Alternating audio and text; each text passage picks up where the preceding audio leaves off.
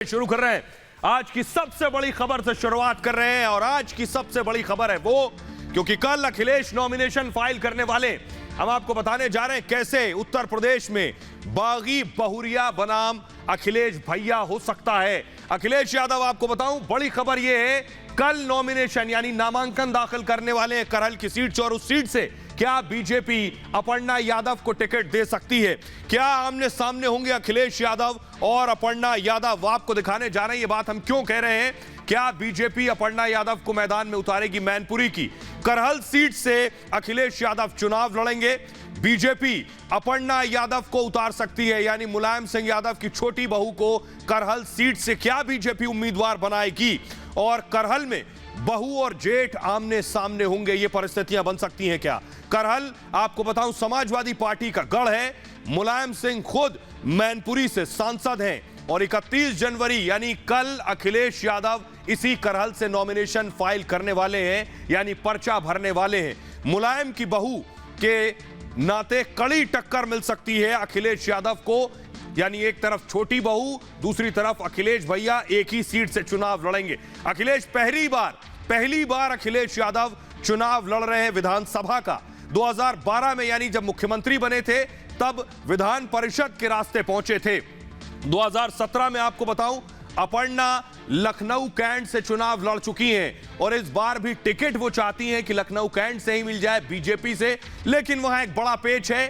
पेच ये है कि रीता बहुगुणा जोशी ने 2017 में उस वक्त अपर्णा को शिकस्त दी थी और आपको बताऊं इस बार रीता बहुगुणा जोशी अपने बेटे के लिए लखनऊ कैंट से टिकट मांग रही हैं और कैंट की जगह अगर लखनऊ कैंट से टिकट रीता बहुगुणा जोशी के बेटे को मिल जाता है तो फिर वहां से अपर्णा को टिकट नहीं मिलेगा। ऐसी स्थिति में कैंट की जगह बीजेपी अपर्णा को करहल से लड़ा सकती है, यानी अखिलेश यादव के सामने लड़ा सकती है। आइए अब आपको बताने जा रहा हूं, देश की सबसे हाई प्रोफाइल सीट बन गई है इस वक्त मैनपुरी की करहल। अगर अखिलेश के सामने लड़ती है अपर्णा तो देखिए जरा करहल है कहां पे, मैं आपको दिखाता हूं। उत्तर प्रदेश का नक्शा आपने देखा है, यह है लखनऊ, उत्तर प्रदेश की राजधानी, और लखनऊ से 254 लगभग 250 किलोमीटर से ज्यादा रास्ते पर आगे जब आप बढ़ेंगे यानी मैनपुरी की तरफ, इटावा मैनपुरी की तरफ, तो मैनपुरी में है यह करहल। यहीं से खुद मुलायम सिंह यादव सांसद हैं। लगभग 250 किलोमीटर उत्तर प्रदेश की राजधानी लखनऊ से दूर है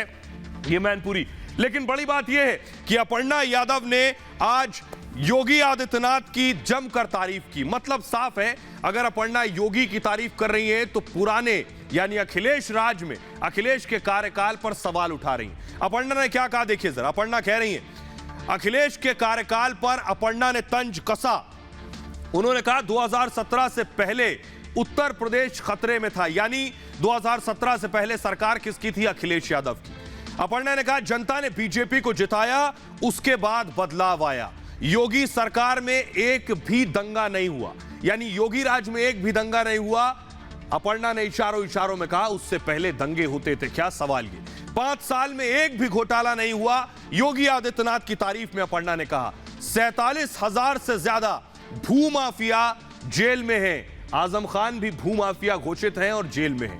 2000 करोड़ की अवैध संपत्तियों पर बुलडोजर चलाया योगी आदित्यनाथ ने। अपर्णा यादव ने यह भी प्रशंसा में कहा बहू बेटियों को अब डर नहीं लगता, ये अपर्णा यादव ने कहा। यूपी से अपराधी पलायन कर गए हैं, ये तारीफ में कहा है। आइए अब आपको सुनवाते हैं अपर्णा ने कैसे योगी की तारीफ की, ये सुनिए। और क्या अपर्णा बनाम अखिलेश करहल में होने वाला है, देखिए रिपोर्ट।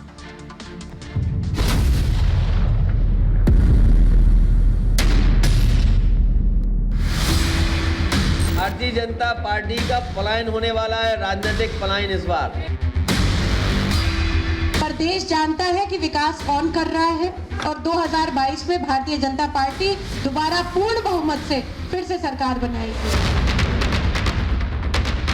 यूपी चुनाव में सबसे बड़ी होगी मैनपुरी करहल की लड़ाई। क्या अखिलेश के सामने मैदान में होंगी बहू अपर्णा यादव?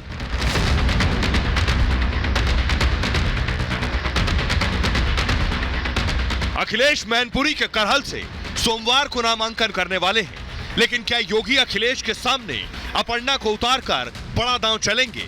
क्या अपर्णा अखिलेश के खिलाफ चुनाव लड़ेंगी? अपर्णा ने इस पर ना नहीं कहा। वो पार्टी का कोई भी आदेश मानने को तैयार है। संगठित रूप से डिसाइड होता है कि कौन चुनाव लड़ेगा, कौन चुनाव नहीं लड़ेगा। अभी जिस भूमिका में हूँ मैं आपको उसी चीज का उत्तर दे सकती हूँ, और अभी मैं यहाँ पे जिन मुद्दों को उठाने आई हूँ मैं उसी बात पे बात करूँ। योगी अगर अपर्णा को मैदान में उतारते हैं तो अखिलेश के सामने दोहरा संकट होगा। एक तरफ परिवार, दूसरी तरफ सियासत। चुनाव जीते तो बहू हारेगी और चुनाव हारे तो छोटी बहू के सामने बड़ी शिकस्त होगी। मैं एक पार्टी की तरफ से एक आधिकारिक घोषणा करना चाहता हूं कि हमारे राष्ट्रीय अध्यक्ष श्री अखिलेश यादव आगामी विधानसभा चुनाव में मैनपुरी जिले की करहल विधानसभा सीट से चुनाव लड़ेंगे। अखिलेश अपर्णा करहल से लड़ेंगे तो इस सीट पर पूरे देश की नजर होगी। अपर्णा ने बीजेपी में आते ही योगी सरकार की तारीफ में कसीदे पढ़ने शुरू कर दिए हैं। 5 साल में भारतीय जनता पार्टी की सरकार में एक भी घोटाला नहीं हुआ, 5 साल में एक भी दंगा नहीं हुआ। बहू बेटियां और उनकी सुरक्षा को लेकर के माननीय यशस्वी प्रधानमंत्री श्री नरेंद्र मोदी जी और हमारे प्रदेश के मुख्यमंत्री श्री योगी आदित्यनाथ जी हमेशा बहुत चिंतन करते हैं, और उनके लिए जितनी भी विमेन एम्पावरमेंट की स्कीम्स चल रही हैं ना इससे पहले कभी थी और ना ही उनका इम्प्लीमेंटेशन इतनी अच्छी तरीके से हुआ है। योगी के काम की तारीफ करना यानी पुराने कामकाज पर सवाल उठाना, यानी अखिलेश राज को कटघरे में खड़ा करना। तो आइए अब आपको बताते हैं करहल की जंग कितनी दिलचस्प हो गई है। पारिवारिक कलह से आगे बढ़कर करहल में अगर अखिलेश यादव और अपर्णा यादव आमने सामने होंगे तो आखिर कौन जीतेगा चुनाव, ये आपको बताने जा रहा हूं। ये देखिए जरा, ये है करहल विधानसभा का पूरा डिटेल आपको हम सामने रख रहे हैं। मुलायम सिंह यादव का गढ़ है दरअसल करहल। पहली बात 1995 से बाबूराम पहली बार जीते थे 1995 में। उसके बाद से बाबूराम 3 बार विधायक उसी करहल सीट से एसपी के टिकट पर रहे। 2002 में, ध्यान से देखिएगा, सिर्फ 2002 में बीजेपी के सोबरन सिंह चुनाव जीते थे करहल से। और उसके बाद क्या हुआ, वही सोबरन सिंह बीजेपी छोड़कर समाजवादी पार्टी में आ गए। 2007 में वही सोबरन सिंह 2007 में समाजवादी पार्टी से चुनाव जीते। और उसके बाद क्या हुआ, अब तक सोबरन सिंह ही 3 बार चुनाव जीत चुके हैं करहल से। 2017 में आपको बताऊं समाजवादी पार्टी को 1 लाख से ज्यादा वोट मिला था। 17 के नतीजे बता रहा हूं। वोट प्रतिशत 49.80 था, लगभग 50% वोट सपा को मिला था।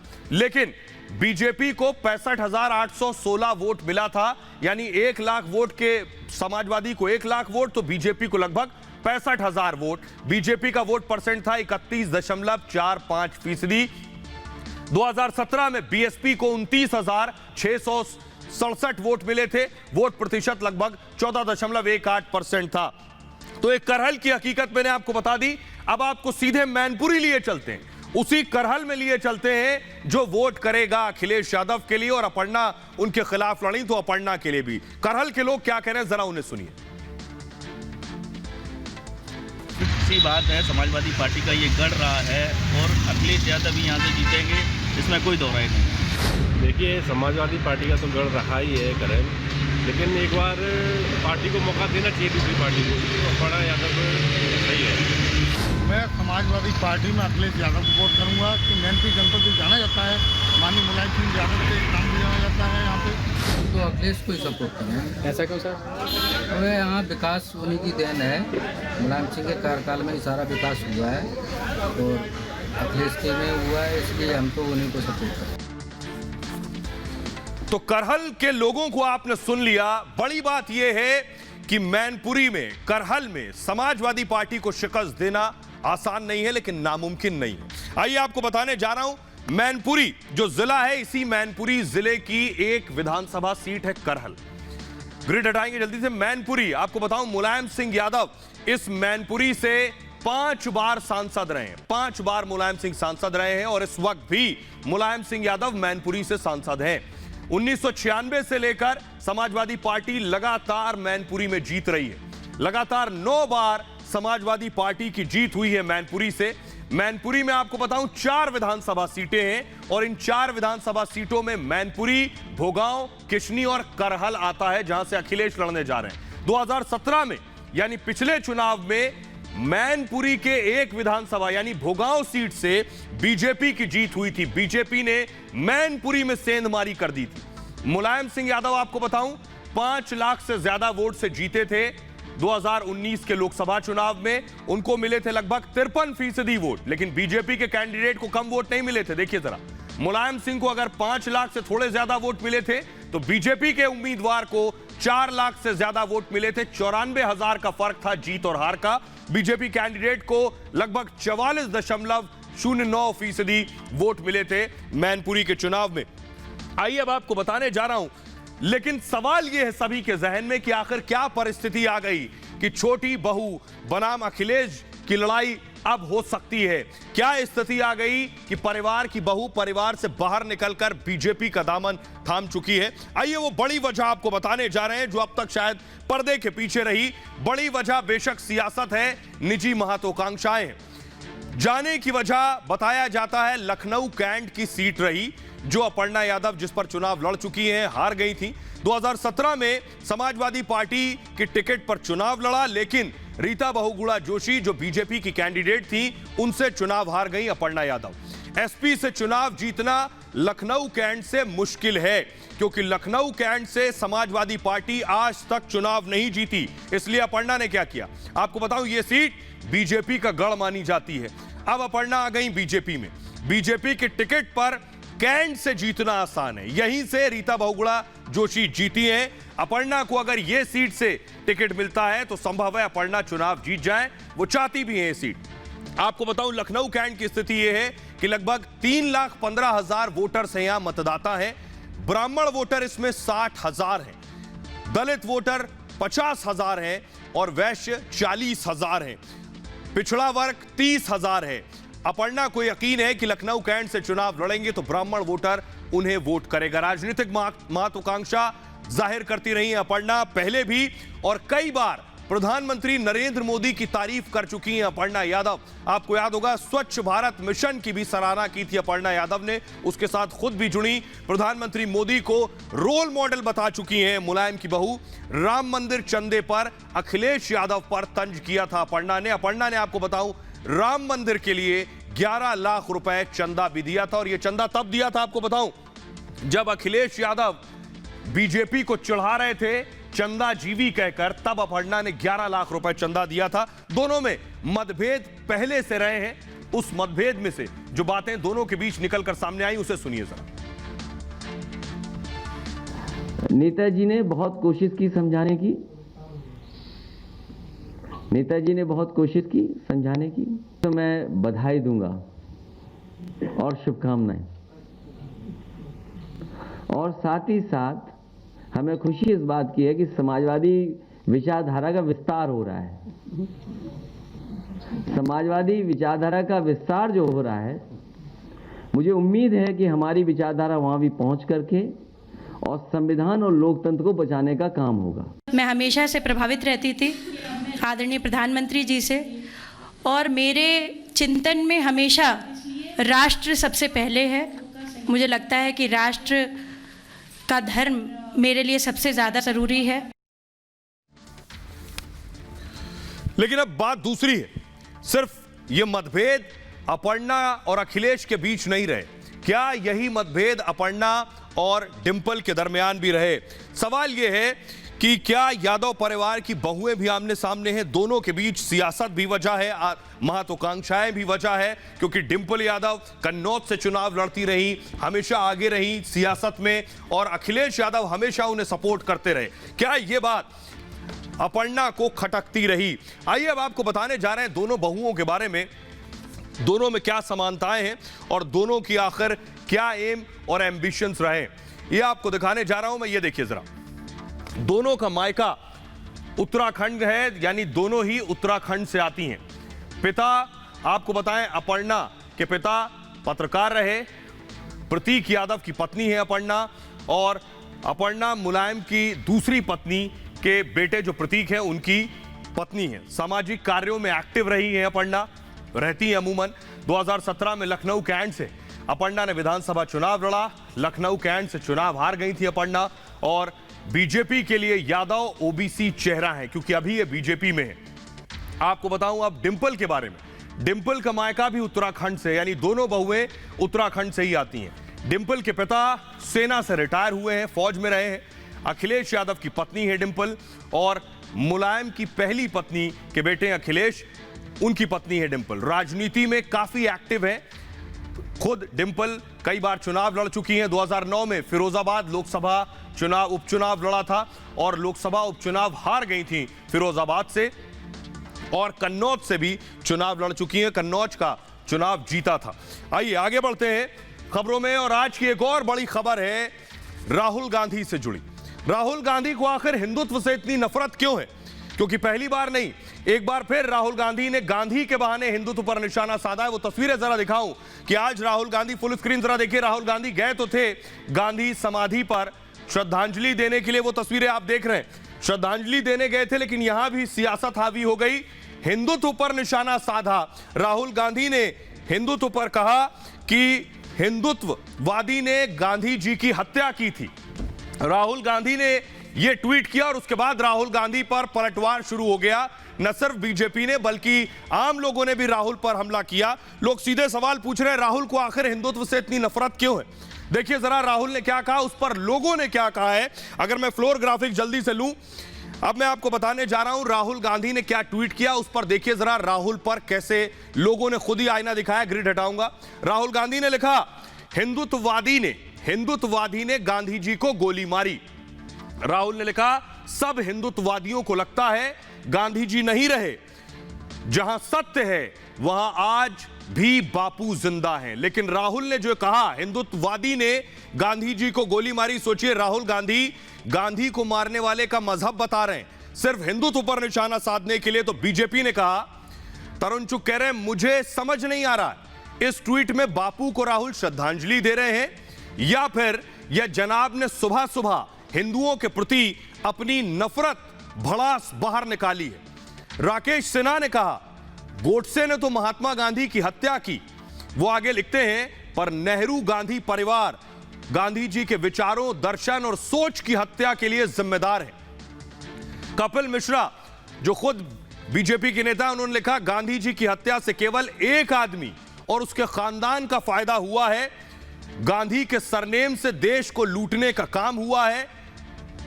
विनोद बंसल लिख रहे हैं, वीएचपी के नेता, जिन लोगों का राजनीतिक धरातल रसातल में जा चुका है अब वो फर्जी गांधी लगातार हिंदू व हिंदुत्व को बदनाम करने का प्राणहीन पार्टी को जीवित रखना चाहते हैं। बदनाम करने के जरिए हम हिंदू हैं, सब जानते हैं। इतना ही नहीं, लोग भी सोशल मीडिया पर राहुल गांधी के हिंदुत्व पर टारगेट करने पर हमला कर रहे हैं। एक शख्स ने लिखा, बलिराम यादव ने लिखा, जिनके लिए श्री राम काल्पनिक हो वो हिंदुत्व पर प्रवचन दे रहे हैं। राम यादव लिख रहे हैं, सत्ता प्राप्ति के लिए नफरत फैला रही हैं ये वंशवादी ताकतें। विजय पटेल लिख रहे हैं राहुल को, हिंदुओं को इस फर्जी टूल किट का विरोध करना चाहिए जो राहुल गांधी अपना रहे हैं। राम ठाकुर लिख रहे हैं, राम मंदिर पर सवाल उठाने वाले हिंदुत्व के बारे में क्या बताएंगे। राहुल दीक्षित लिख रहे हैं, जनेऊ का स्वांग रचने वाले राहुल की नई सियासी चाल है हिंदुत्व पर हमला। आइए अब मैं आपको सुनवाता हूं, सुनिए जरा बीजेपी ने कैसे हमला किया है राहुल गांधी के हिंदुत्व पर, इस निशाने पर। सुनिए जरा। कहीं ना कहीं हिंदुओं के खिलाफ ट्वीट करना, उनके खिलाफ बोलने से उनको एक परम आनंद की अनुभूति होती है। ये दुखद है। इनको डर है हमसे हिंदुत्व का, इसको डर है नव हिंदुत्ववादी, और ये उनको बहुत ये चीज महंगी पड़ेगी। आदरणीय सोनिया मैडम जी से मैं कहूंगा कि इटली की जगह किसी और देश में जाके इलाज करावें, क्योंकि इस प्रकार की भाषा जिसका मानसिक संतुलन ठीक होता है वो नहीं बोल सकता। और इस तरह की बातें कहकर वो क्या बताना चाहते हैं देश को, मुझे तो नहीं पता, क्योंकि ज्यादातर तो वो इटली में ही रहे हैं, देश में तो रहे नहीं हैं। तो ना तो देश की भावनाएं जानते हैं और ना गांव गरीब के बारे में जानते हैं, ना देश के लोगों के प्रति ये उनको पता है कि हम राष्ट्रपिता महात्मा गांधी को क्या मानते हैं। और आइए अब आपको राहुल गांधी की पोल खोलने जा रहे हैं। राहुल का एजेंडा साफ है, खुद को हिंदू कहेंगे और हिंदुत्व के नाम पर पूरे देश को डराएंगे। कैसे, देखिए जरा। राहुल ने हिंदुत्व की दरअसल एक मन घड़ंत परिभाषा गढ़ी है। हिंदुत्व की ब्रांडिंग आतंकी के तौर पर की है राहुल गांधी ने। भगवा आतंकवाद नाम किसने गढ़ा? कांग्रेस ने गढ़ा, और यह बहुत सोची समझी साजिश के तहत गढ़ा गया। और इसकी शुरुआत कब हुई? देखिए 2010 से। लोग समझ नहीं पाए कि कांग्रेस आखिर ये क्यों कर रही है, क्योंकि इसके पीछे बड़ी साजिश थी। 2010 में भगवा को बदनाम करने की साजिश रची गई। मालेगांव ब्लास्ट में भगवा आतंकवाद गढ़ा गया। 2013 में 3 साल बाद आरएसएस बीजेपी पर कांग्रेस ने आरोप लगाया। कांग्रेस ने कहा बीजेपी आरएसएस हिंदू आतंकवाद बढ़ा रहे हैं। 2013 में आरएसएस पर कांग्रेस ने हमला बोला। यह उसी सोच का हिस्सा था। आरएसएस बम का प्रशिक्षण देती है, यह दिग्विजय सिंह ने कहा। यह भी उसी जहनियत का हिस्सा था कि कैसे हिंदुत्व पर एक साजिश के तहत, प्लानिंग के तहत सभी को एक साथ हमला करना और हिंदुत्व को बदनाम करना है। शशि थरूर ने 2018 में कहा हिंदू पाकिस्तान नाम गढ़ा उस वक्त इन्होंने भारत का। बीजेपी जीती तो हिंदू पाकिस्तान बना देगी देश को, यह कहकर डराया। 2019 में दिग्विजय सिंह ने कहा हिंदुओं को बदनाम करने की कोशिश हो रही है। आईएसआई के लिए जासूसी गैर मुस्लिम ज्यादा करते हैं, यह कहा दिग्विजय सिंह ने। अब सोचिए जरा, राहुल गांधी बार बार हिंदुत्व पर हमला करते हैं। लोगों में खासा गुस्सा है।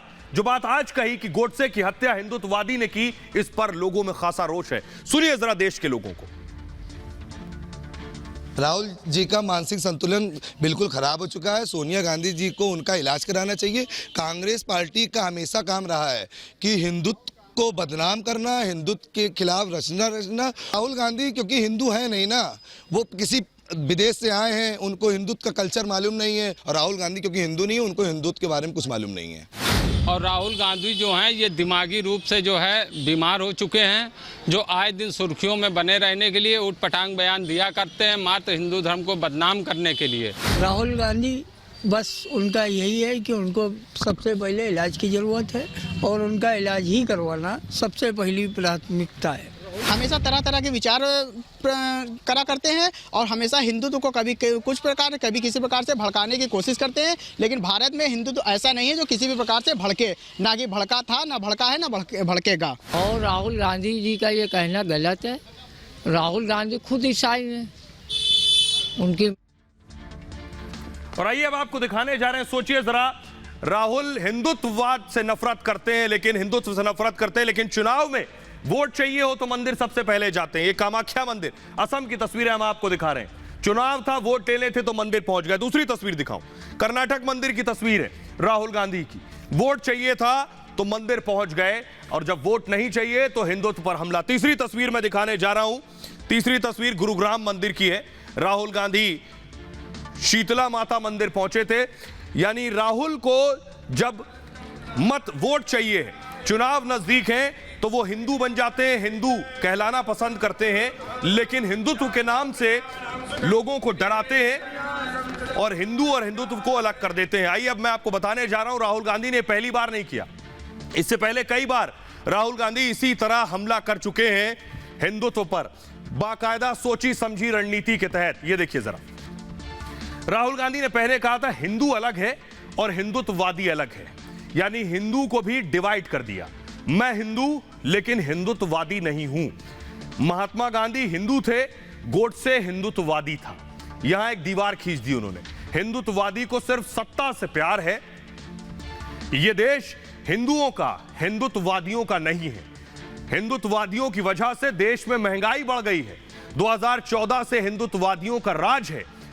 हिंदुत्ववादियों को बाहर निकालना है, यह राहुल गांधी ने कहा। हिंदुत्ववादियों के दिल में सच्चाई नहीं है और हिंदुत्व में विश्वास करने वाले झुकते हैं, यह कहा। हिंदुत्ववादी पैसों के सामने झुकते हैं। यह हमला वो हिंदुत्व पर कर रहे हैं। हिंदुत्ववादी अंग्रेजों के सामने भी झुकते थे। यह प्रहार बीजेपी पर है। आइए मैं आपको सुनवाता हूं, सुनिए जरा, राहुल गांधी ने इस तरह के बयान कब और किन मौकों पर दिए और सोची समझी साजिश के तहत दिए। देश की राजनीति में आज दो शब्दों की टक्कर है। एक शब्द हिंदू, दूसरा शब्द हिंदुत्ववादी। ये एक चीज नहीं है, ये दो अलग शब्द हैं। हिंदुत्ववादी गंगा में अकेला स्नान करता है। हिंदू करोड़ों लोगों के साथ गंगा में स्नान करता है। एक तरफ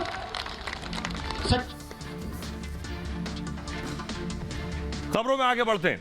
एक और बड़ी खबर है आज की कि कैसे योगी और मोदी की मुरीद हो गई मौलाना की बहू। यह है निदा खान। निदा ने, आपको बताऊं, आज बीजेपी ज्वाइन कर ली। प्रियंका और तौकीर रजा को देख रहे हैं। तौकीर रजा की बहू है निदा। दूसरी तस्वीर में दिखाऊं, निदा ने आज बीजेपी का दामन थाम लिया है। आज योगी सरकार के साथ, यानी मोदी सरकार के साथ बीजेपी में आ चुकी। बीजेपी ज्वाइनिंग की तस्वीरें मैं आपको दिखा रहा हूं। आइए अब आपको बताने जा रहा हूं कि मौलाना की बहू आखिर योगी और मोदी के कैंप में आ गई और जमकर तारीफ कर रही है। आप देख रहे हैं निदा को। निदा खान बीजेपी में शामिल हो गई हैं। इसे मूव करेंगे जल्दी से ग्राफिक्स को। तौकीर रजा की बहू है निदा खान। निदा ने योगी और मोदी की जमकर तारीफ की। इस मौके पर उन्होंने कहा, मुस्लिम महिलाओं के लिए योगी आदित्यनाथ ने काम किया है। मोदी ने 3 तलाक कानून बनाया है। मुस्लिम महिलाओं की हालत बदली है और कानून के बाद 3 तलाक केस कम हो गए हैं, निदा का कहना है। मोदी ने सबका साथ सबका विकास किया है। निदा कह रही है, देश में अब महिलाएं सुरक्षित महसूस कर रही हैं। बीजेपी का समर्थन करना चाहिए, यह निदा ने कहा। बीजेपी के साथ मिलकर इंसाफ के लिए लड़ूंगी। निदा के बारे में आपको बताऊं, तौकीर रजा की बहू है। तौकीर रजा को आप प्रियंका के बगल में देख रहे हैं। कांग्रेस पार्टी को तौकीर ने समर्थन दिया हुआ है। इत्तेहाद मिल्लत काउंसिल के अध्यक्ष हैं तौकीर। विवादित बयानों के लिए जाने जाते हैं और बाटला में आतंकियों को शहीद बताया था तौकीर रजा ने। तौकीर रजा ने हिंदुओं को उस वक्त धमकी भी दी थी। तौकीर के भतीजे से निदा की शादी हुई थी और भतीजे ने मारपीट की। तौकीर ने उस वक्त मदद नहीं की, भतीजे के साथ खड़े रहे। मारपीट की गई। उसके बाद तौकीर के भतीजे ने निदा को तलाक दे दी। तौकीर रजा ने मेरी कोई मदद नहीं की, यह बात निदा ने कही है। तो अब निदा योगी और मोदी की फैन है और बीजेपी ज्वाइन कर चुकी हैं। बहरहाल आप अपना बहुत ख्याल रखिए। एक छोटे से ब्रेक के लिए रुक रहे हैं, लौट रहे हैं कुछ और बड़ी खबरों के साथ।